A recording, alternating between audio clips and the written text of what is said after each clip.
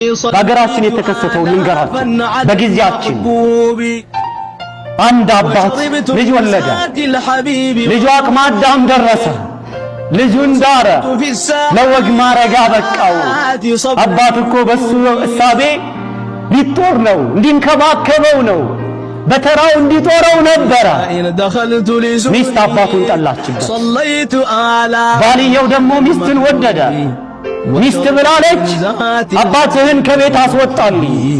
አለባበሷ አያምርም፣ አነጋገሯ አያምርም፣ አባትህ ይሸታል፣ ይገማል፣ ከቤት አስወጥተህ ጣለው አለችው።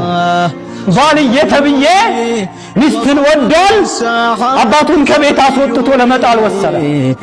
ውሻ የሚቀመጥበት ቦታ ላይ ለውሻ የሚሰራ ቤት አይነት ቤት ሰራለት። እዛ ላይ አባቱን ወርውሮ እዛ ላይ እንዲቀመጥ አደረገ።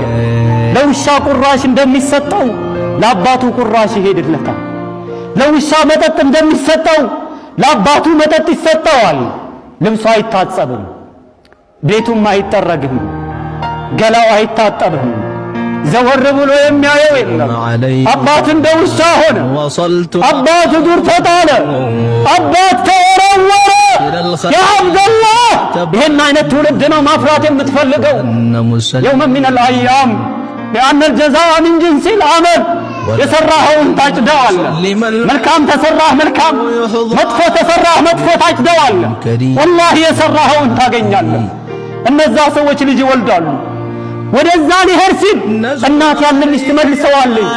እዛ ቤት እንዳትሄድ፣ ቤቱ ይሸታል፣ ልብሱ ይሸታል፣ ሰውየው ይሸታል፣ ቤቱ አይጠረግ አይጸዳም፣ ትታመምብናለህ እያሉ አባትን ልጅን ይመልሳል፣ እናትም ልጅን ይመልሳል።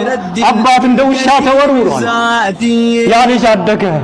አንድ ቀን ወደ አባቱ አባት ዘንድ ሲሄድ አባቱ አንተ ልጄ ሆይ ና እንዳትሄድ አለ። ልጁ ሄዳለሁኝ አለ። ለምንድን ነው የምትሄደው? ነገ አንተ ስታረጅ የማስቀምጥብህን ቦታ ላይ እኔ ወደዛ ሄዳለሁኝ አለ። እንዲህ ብሎት ሄደ። አባቱ ያለበትን ቦታ አይቶ ተመለሰ።